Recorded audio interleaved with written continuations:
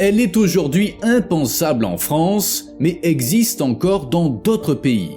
La peine de mort. En effet, il y a aujourd'hui plus de 87 pays qui prévoient encore dans leur constitution que les grands criminels peuvent être punis de mort dans certains cas. Ça ne veut pas pour autant dire qu'elle est identique dans tous ces pays. Au contraire, les différences dans l'application de la peine de mort entre les différentes nations sont énormes et les lois qui la régissent diffèrent énormément dans certains cas. Dans cette vidéo, nous souhaitons donc examiner de plus près la question de la peine de mort dans le monde et vous montrer à quel point elle est traitée différemment d'un pays à l'autre. Et à la fin, nous aborderons également la question de savoir s'il y aura un jour un monde sans peine de mort. La vidéo sera fascinante, alors restez avec nous sur Bon à savoir. Commençons par un pays dominé par de terribles conflits, le chaos et des conditions de vie absolument inhumaines comme nulle part ailleurs,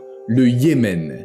Depuis plus de 20 ans, ce pays arabe est en proie à une sorte de guerre civile, la milice Houthi en particulier tentant d'arracher le pouvoir au gouvernement. Ce conflit a été alimenté ces dernières années par l'implication de deux États profondément hostiles, l'Iran et l'Arabie Saoudite. Certaines parties du Yémen sont désormais contrôlées par les Houthis, tandis que le gouvernement continue de diriger d'autres régions. Cependant, toutes les parties s'accordent sur un point: de nombreuses infractions pénales devraient être punies de la peine de mort plutôt que d'une peine d'emprisonnement. Mais quels sont les crimes passibles de la peine de mort au Yémen? Outre les délits tels que le meurtre ou le trafic de drogue, les homosexuels et les apostats, ceux qui se sont détournés de l'islam, sont passibles de la peine de mort dans ce pays profondément religieux. Lorsqu'une personne est condamnée à mort au Yémen, la situation est pratiquement sans espoir. Ce n'est que dans un très petit nombre de cas que le gouvernement a annulé des condamnations à mort à la suite de l'intervention d'organisations internationales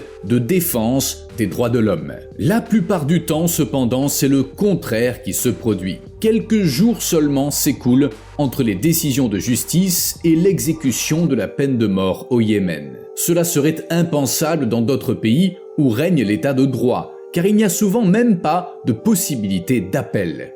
Mais ce qui est encore plus grave, c'est la manière dont les condamnations à mort sont exécutées dans certains cas au Yémen. Les condamnations sont prononcées sur les places publiques, comme au Moyen-Âge, et la lapidation y est même encore pratiquée. L'ONU a demandé à plusieurs reprises au pays de faire quelque chose pour remédier à ces conditions, mais comme les Houthis en particulier ne sont pas bienveillants à l'égard des diplomates et des hommes politiques étrangers, ce type de punition se poursuivra malheureusement tant que la milice exercera son influence dans le pays. Nous poursuivons avec un pays considéré comme un pionnier de la démocratie et de l'état de droit. Pourtant, au moins 30 personnes ont été condamnées à mort au cours des 2 dernières années seulement. Il s'agit des États-Unis d'Amérique. Bien que la peine de mort ait perdu de son importance en tant qu'instrument juridique aux États-Unis et qu'elle ne soit plus appliquée qu'au Texas, en Floride, en Oklahoma, au Missouri et en Alabama, les méthodes utilisées continuent de faire l'objet de critiques internationales répétées. La méthode la plus couramment utilisée est l'injection létale, qui a coûté la vie à plus de 1400 personnes depuis 1976. À titre de comparaison, au cours de la même période, seuls 160 criminels ont été électrocutés.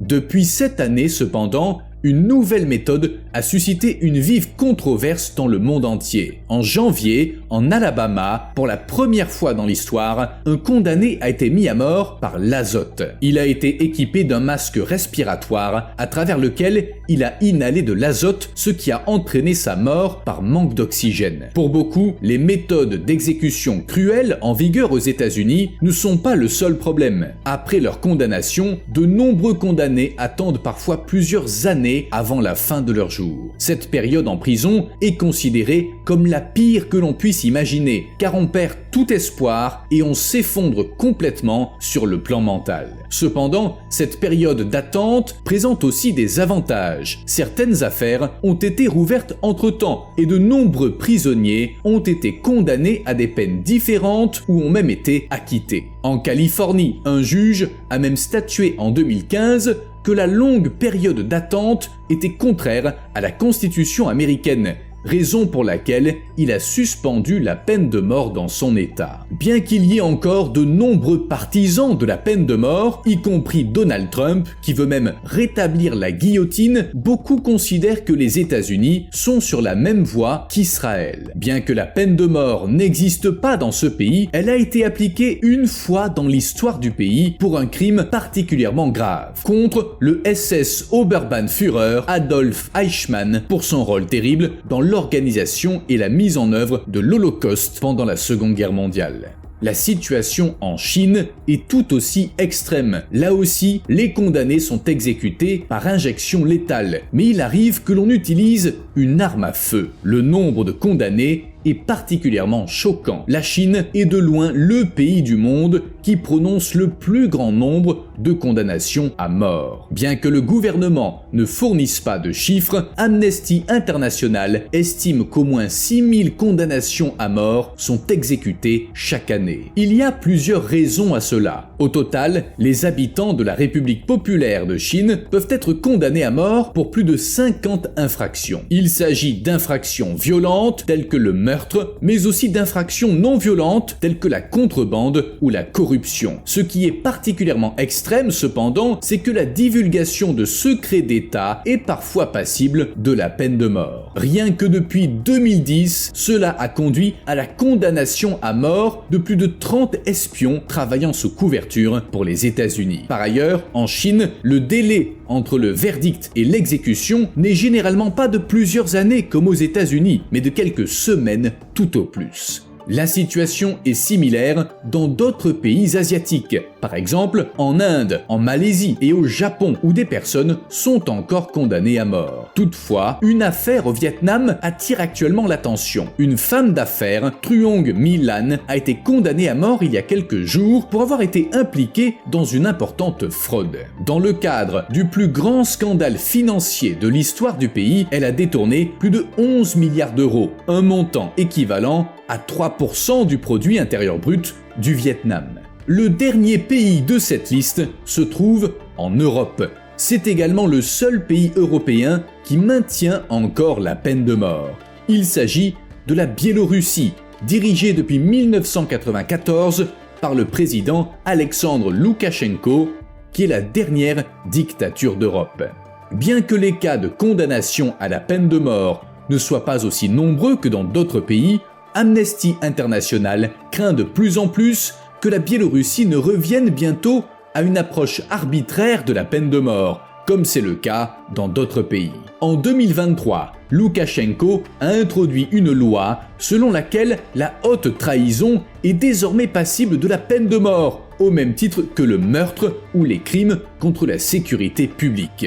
Toutefois, la peine de mort ne s'applique qu'aux hommes âgés de 18 à 65 ans et a été complètement abolie pour les femmes en 1994. Mais si vous pensez que les Biélorusses sont opposés à la peine de mort, c'est loin d'être le cas. Il y a 28 ans, elle a été confirmée par un référendum au cours duquel 80% de la population s'est prononcée contre l'abolition de la peine de mort. Nous voudrions conclure par un fait encourageant après tous ces rapports effrayants.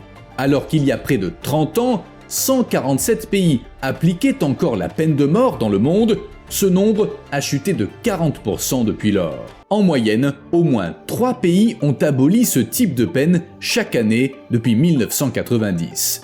Si les choses continuent à ce rythme, il n'y aura probablement plus de condamnations à mort d'ici 2053. Et même dans de nombreux pays où la peine de mort figure encore dans la Constitution, elle n'est plus appliquée depuis des années. On peut donc dire que la peine de mort est en voie de disparition.